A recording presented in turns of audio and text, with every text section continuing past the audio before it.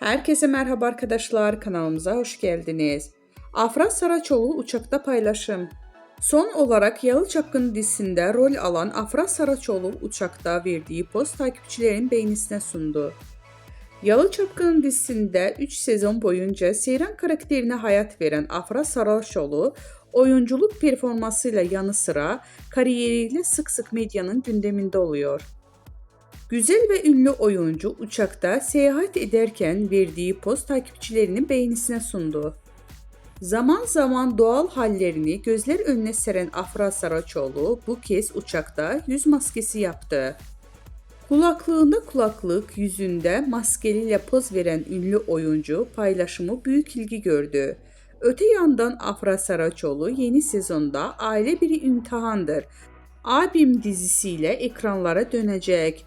Ünlü isim imzalı dizide Kenan Emirzalıoğlu ile başrollerini paylaşacak.